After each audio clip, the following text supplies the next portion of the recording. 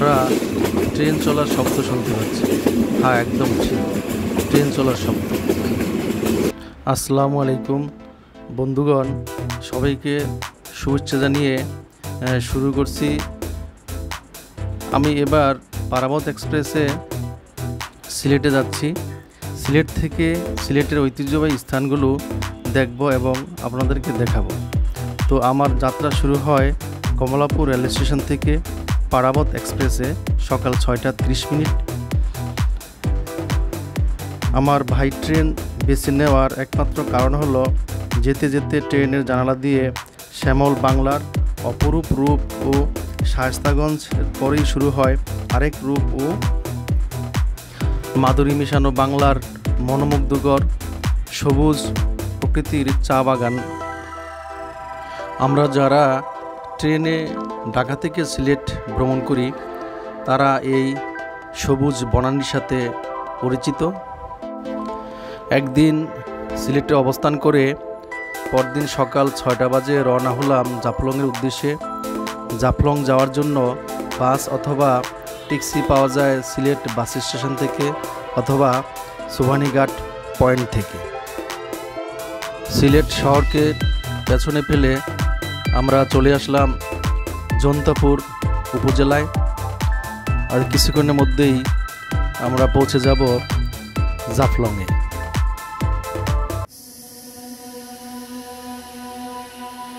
জাফলং এসে বাস থেকে নেমে সর্বপ্রথমে চলে আসলাম জাফলং ব্রিজে।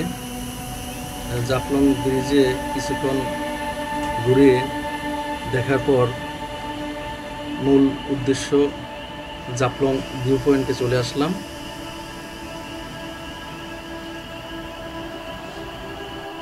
বর্ষা মৌসুম হওয়াতে আমরা জাফলংয়ের যে প্রধান আকর্ষণ পাথর তোলা ও সিলেট স্যান্ড যেটাকে বলে সেটা উত্তোলন করার দৃশ্য দেখতে পেলাম না।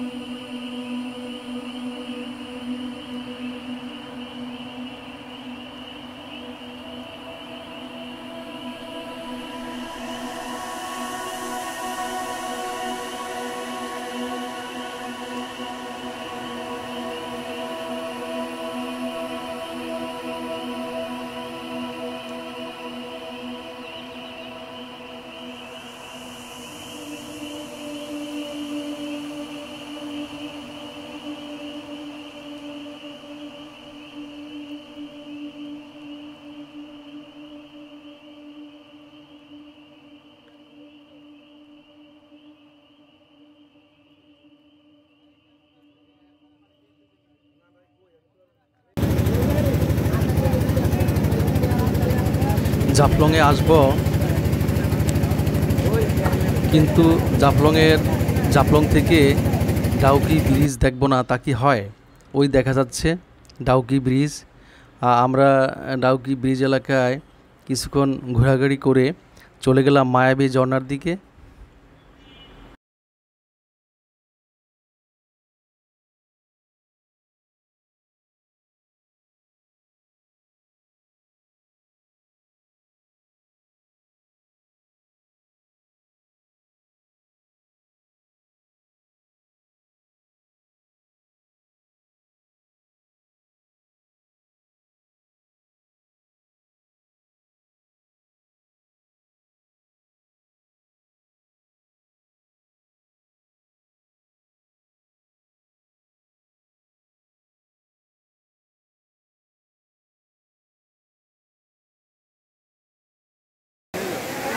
বাংলাদেশ এবং ইন্ডিয়ার বর্ডারের কাছে বাংলাদেশ প্রান্তে এই মায়াবী ঝর্ণা।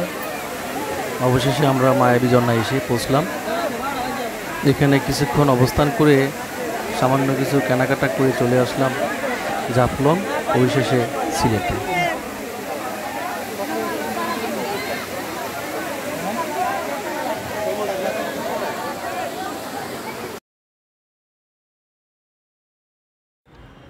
প্রিয় বন্ধুগণ, সবাইকে ধন্যবাদ। আমার এই চ্যানেলটিকে সবাই লাইক দিবেন এবং সাবস্ক্রাইব করবেন। আশা করি তা করতে ভুলবেন না।